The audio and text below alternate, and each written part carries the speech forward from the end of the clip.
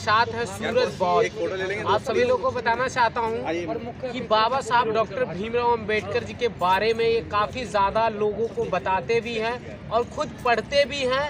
और ऐसी मतलब आपको बता दूं कि मंच से लेके कहीं पे भी आप देखेंगे, आंदोलन से लेके हर किसी जगह पे अगर आपको नज़र आएगा तो वो सूरज बौद्ध हैं, जो कि ये पूर्वांचल की धरती से वो आते हैं। तो आप सभी को मैं उनसे बात करना चाहता हूँ कि अभी सर मुरादाबाद में एक बाबा साहब डॉक्टर भीमराव अंबेडकर जी की प्रतिमा को खंडित किया गया था और डीसीएम में लेके गई थी उसको पुलिस खुद, वो भी थाने में ले जाके रखा गया था और पुलिस वाले वहाँ तमाशा देख रहे थे। क्या कहना है? शुक्रिया। जय भीम सभी साथियों। देखिए, जब भी बाबा साहब अम्बेडकर का नाम हमारे चेतना में आता है तो हम सोच जाते हैं कि एक ऐसा व्यक्ति जिन्होंने हमको समतामूलक समाज की ज़िंदगी देने की और अपनी पूरी ज़िंदगी गुजार दी, वह व्यक्ति जिन्होंने हमें पशु ज़िंदगी से इंसान बनाया, वह व्यक्ति जिन्होंने हज़ारों साल की गुलामी, हज़ारों साल की दास्ता की बेड़ियों को जड़ से तोड़ा। ये कौन लोग हैं जिनको बाबा साहब की प्रतिमा से दिक्कत होता है? आप कल्पना करो, जिनको बाबा साहब की प्रतिमा से दिक्कत होता है उन्हें बाबा साहब के विचारों से कितना दिक्कत होता होगा। आपको पता है कि इस मुल्क में जो 99% जो मूर्तियाँ बाबा साहब अम्बेडकर की बनी हुई है वो लोगों ने अपने खर्चे पे खुद लगाया हुआ है। अगर हम ये गांधी की बात करें तो गांधी की मूर्तियाँ सरकार लगाई है 99%, लेकिन अगर बाबा साहब अम्बेडकर की बात की जाएगी तो बाबा साहब अम्बेडकर की सारी मूर्तियाँ हमारे अपने लोग लगाए हैं, वो अपने ज़मीनों पर लगाए हुए हैं। अब हालात ऐसा हो चुका है कि हमारे लोग जब बाबा साहब की स्टैचू लगाते हैं, बाबा साहब की प्रतिमा लगाते हैं, बाबा साहब के विचारों को पढ़ते हैं तो जातिवादी ब्राह्मणवादी सोच वाले लोगों को दिक्कत होती है, बाबा साहब की प्रतिमा को तोड़ते हैं। दरअसल वो बाबा साहब की प्रतिमा को नहीं तोड़ते हैं, वो चाहते हैं कि बहुजनों का गुरूर तोड़ेंगे, पर वो गलत फहमी में, क्योंकि प्रतिमा तोड़ करके तुम विचारों को नहीं तोड़ सकते। आप सोचो कि बाबा साहब अम्बेडकर की शख्सियत में कितनी मजबूती होगी, बाबा साहब अम्बेडकर की उस वैचारिक ताकत में कितनी मजबूती होगी, वो लोग आज भी उनकी प्रतिमा से डरते हैं। अगर सरल भाषा में कहा जाए तो मृतक अम्बेडकर जिंदा अम्बेडकर से ज़्यादा खतरनाक है। मृतक अम्बेडकर जिंदा अम्बेडकर से ज़्यादा प्रभावी है। उनके विचार की बाबा साहब अम्बेडकर के मरने के बाद और भी ज़्यादा मजबूत हुई है। तो जो लोगों को लगता है कि बाबा साहब की प्रतिमा को तोड़ देंगे, जिस दिन तुम एक प्रतिमा को बाबा साहब को तोड़ते हो उस दिन हमारे 100 प्रतिमा हमारे लोग लगाने के लिए तैयार हो जाते हैं। बाबा साहब अम्बेडकर हमारे दिलों में बसते हैं, कहाँ कहाँ तोड़ो। तुम बाबा साहब अम्बेडकर की प्रतिमा तोड़ रहे हो, हम तुम्हारी ब्राह्मणवादी जातिवादी गुरूर को तोड़ेंगे। देख लो, सोच लो, समय बताएगा जीत किसकी होगी। आज हालात तुम्हारे पक्ष में है, ये हज़ारों साल की गुलामी है, पर याद रखना परिस्थिति बदलेगी और तुम्हारा जाति गुरूर तोड़ेगा और हम तोड़ेंगे, हम आप मिलकर के तोड़ेंगे। शासन प्रशासन जो जातिवादी ब्राह्मणवादी सोच को मजबूत करना चाह रहा है, शासन प्रशासन को आज नहीं तो कल अपनी हार माननी पड़ेगी। उसे मानना पड़ेगा कि मुल्क संविधान से चलता है, उसी संविधान से जिसकी रचनाकार, जिसके रचयिता, जिसके शिल्पकार की प्रतिमा तुम तोड़ रहे हो। भाई, आपने आज से कुछ समय पहले कंगना को आपने खुला चैलेंज दिया था। आपके क्या नाम है व्हाट्सएप क्या उस पर आपको उसने ब्लॉक कर दिया था, आपको भी पता है, ट्विटर पे। और अभी कुछ ही समय पहले उनको पद्मश्री से नवाजा गया है और वो बोली क्या थी कि 2014 में हमें असली आज़ादी हमें 2014 में मिली, और जो इसके पहले जो 15 अगस्त 1947 में मिली थी वो हमें भीख थी, वो आज़ादी नहीं थी, वो भीख थी। और जो अब हमें मिली है 2014 में असली हमें आज़ादी। तो कंगना जी पे क्या कहना चाहें? मतलब शर्मनाक है कि कंगना पर हम क्या कहें। कंगना तो एक महिला है, उसने मुझे ट्विटर पे ब्लॉक किया, ट्विटर ने उसको ही ब्लॉक कर दिया, उसके अकाउंट को ही ब्लॉक कर दिया। तो पहली बात तो दया की पात्र है, वो मानसिक रोगी है और दया की पात्र है। दूसरी बात कि कंगना ने जो कुछ भी कहा है उसका मानसिक दिवालियापन का प्रमाण है। शर्म कंगना पर नहीं आ रहा है, शर्म इस भारत सरकार पर आता है, शर्म इस बीजेपी गवर्नमेंट पर आता है जिन्होंने कंगना को पद्मश्री से नवाजा। उसने पद्मश्री सम्मान को अपमानित किया। कंगना ने भारत की आज़ादी के लिए जो भी आज़ादी मिली है, जो भी पॉलिटिकल फ्रीडम आपको मिला हुआ है, इस आज़ादी को ज़मीन पर स्थापित करने वाले महापुरुषों को, क्रांतिकारियों को, फ्रीडम फाइटर्स को अपमानित किया। कंगना ने उस खून को अपमानित किया है जो खून इस मुल्क की आज़ादी के लिए अपने आप को कुर्बान कर दिया। तो कंगना ने जो कुछ कहा है उसके मानसिक दिवालियापन का प्रमाण है। ये ज़रूर है कि कंगना ने जो बोला है कि भारत आज़ाद नहीं हुआ, भारत 2014 से आज़ाद हुआ, तो मैं कंगना को यही कहना चाहूँगा कि अभी और कोशिश करे वो। इतनी आसानी से उसे संबित पात्रा की तरह ओएनजीसी का डायरेक्टर नहीं बनाया जाएगा। अभी और मेहनत कर रहे हैं, अभी दलाली में बहुत कमी है, वो छुप छुप के दलाली करती हैं, दलाली करेंगी फिर 3 महीना तक 2 महीने तक चुप हो जाती हैं। कंगना को खुल के बोलना पड़ेगा, खुल के भाजपा के पक्ष में बोलना पड़ेगा, इसी तरह की बेवकूफ़ी भरे बयान देते रहने चाहिए, लगातार देते रहने चाहिए। कंगना जब और मेहनत करेगी, मतलब अभी बहुत कमी है उसके मेहनत में, मतलब कोई सारा सभा सांसद बनने के लिए, किसी कमीशन की डायरेक्टर बनने के लिए अभी और मेहनत करनी पड़ेगी। कंगना को मैं एक ही मतलब यही सलाह दूंगा, अभी उसके दलाली में कमी है और मेहनत करेगी। सर स्मृति ईरानी जो हैं कांग्रेस की सरकार में जो हमारे देश के जवान जब शहीद होते थे ना, तो वो चूड़ियाँ निकाल कर भेजती थी। और आपको अभी पता होगा कि हमारे देश के जो चीफ थे वो हेलीकॉप्टर क्रैश में अभी वो बेचारे शहीद हो गए हमारे देश के लिए। अब कहाँ चली गई वो?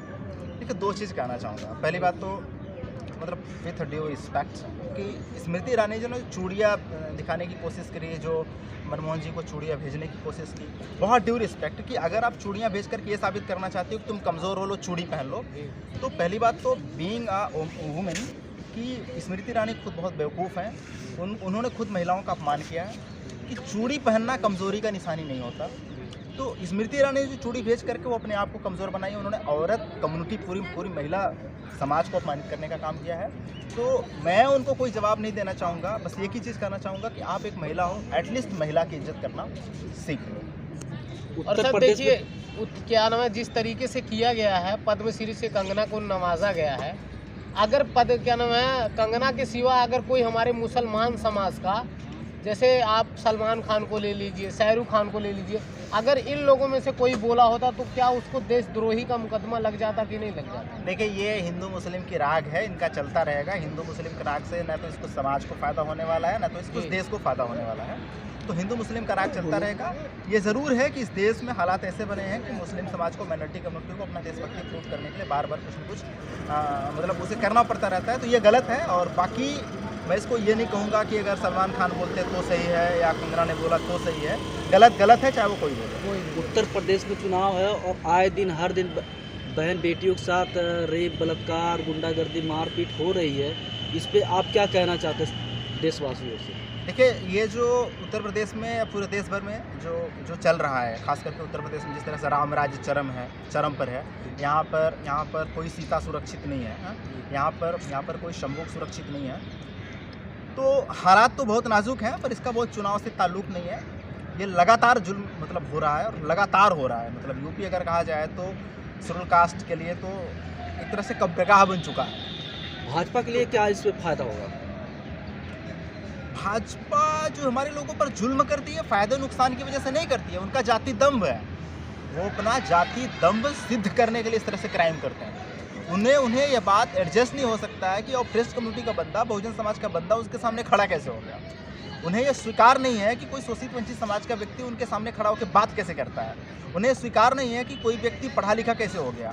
तो वो उनका जो जाति दम्भ है वो अट्रोसिटी करते हैं, इससे फ़ायदे नुकसान का कोई ताल्लुक नहीं। लेकिन वोट तो हमारे लोग देते हैं और हमारे लोग तो उसमें बीजेपी में ज्वाइन करके सरकार बना रहे हैं, बनवा भी रहे हैं, तभी तो लात खा रहे हैं। और हमारे लोग वोट भी दे रहे हैं और फिर तभी तो लात खा रहे हैं ना। साहब कांसीराम कहते थे आज नहीं जगोगे तो कल जगोगे, इस संडे को नहीं जगोगे तो अगली संडे को जगोगे, इस साल नहीं जागोगे तो अगली साल जागोगे, हमारे समझाने पर नहीं समझोगे तो लात खाने के बाद समझोगे। अब ये तुम्हारे ऊपर डिपेंड करता है कि तुम लात खाने का इंतजार कर रहे हो या समय पे समझ जाओगे। क्या हमारे लोग अभी लात खाने का इंतजार कर रहे हैं?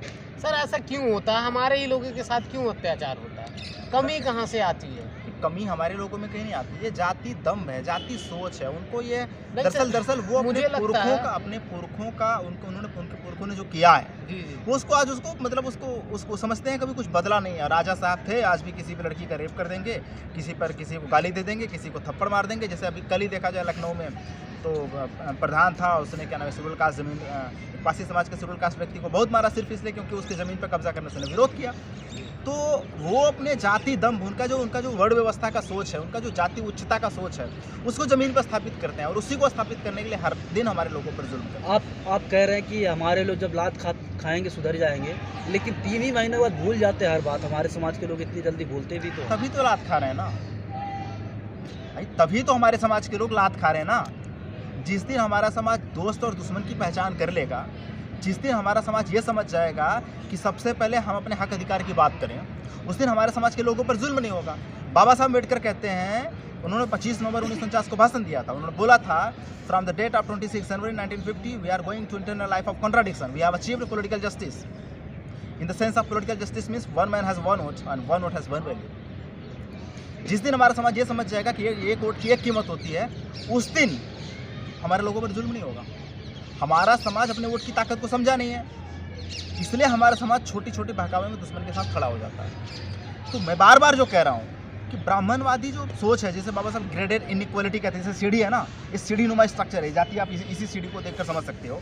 ये एससी है, ये ओबीसी है, ये जनरल है, ये सवर्णा है। इस सीढ़ी नुमा स्ट्रक्चर में इस एससी में भी बहुत सारी जातियाँ बटी हुई हैं। लोगों को बस इतना मतलब लोगों को बस ऐसे खुशी मिलती है कि एक सीढ़ी के ऊपर दूसरी सीढ़ी है। तो ओबीसी इसलिए खुश है क्योंकि हम एससी से ऊपर हैं, एससी खुश है क्योंकि हम एसटी से ऊपर हैं, उसमें चमार खुश है क्योंकि धोबी से ऊपर है, धोबी खुश है क्योंकि पासी से ऊपर है, पासी खुश है किसी और जाति से ऊपर है। ये सीढ़ी नुमा चल रहा है, इसको तोड़ना पड़ेगा सबसे पहले। हमारे उत्तर प्रदेश या देश भर में हमारे तमाम संगठन है, तमाम पार्टियां हो गई है। क्या आपको नहीं लगता कि सभी एक साथ एक प्लेटफार्म पे आके लड़े और चुनाव हम सरकार देखिए सोशल, देखिए मैं बता रहा हूँ, जो सोशल मूवमेंट होता है ना, ये प्रैक्टिकल बात आप लोग कीजिए। एक संगठन ही पूरे देश को चलाएगा, ऐसा हो नहीं सकता। आरएसएस अकेला एक संगठन नहीं है, हजारों संगठन है। आरएसएस उसका एक मातृ संस्था है। तो आप ये मत सोचिए कि एक ही संगठन होगा पूरे देश को रूल करेगा। बाबा साहब इस डिक्टेटरशिप, बाबा साहब ने कितने ऑर्गेनाइजेशन बनाए भाई। उन्होंने इंडिपेंडेंट लेबर पार्टी बनाई थी ना, उन्होंने बहिष्कृत हितकारिणी सभा बनाया था ना, उन्होंने बॉम्बे कामगार सभा बनाया था ना, उन्होंने डिप्रेस क्लास फेडरेशन बताया था ना, उन्होंने शेड्यूल कास्ट फेडरेशन बनाया ना, उन्होंने आरपीआई बनाने की सोच की थी ना, उन्होंने बुद्धिस्ट इंडिया सोसाइटी बात स्थापित करने की बात की थी ना। तो एक ऑर्गेनाइजेशन पूरा देश रूल करेगा ऐसा नहीं चलेगा। मैं बार बार कह रहा हूँ, जो सोशल मूवमेंट होता है, सोशल मूवमेंट हर घर से निकलना चाहिए। सबसे पहली बात, सोशल मूवमेंट हर घर से निकलना चाहिए। अब रही बात आते हैं आपके पॉलिटिकल मूवमेंट की, एक पार्टी होनी चाहिए। हम इस बात से पूरी तरह से वाकिफ़ है। हालात ऐसे हैं कि हमारे सभी लोग को एक पॉलिटिकल पार्टी को समर्थन करके उसको सत्ता में भेजना चाहिए और उसकी शुरुआत यूपी से करनी चाहिए। बहुत बहुत धन्यवाद।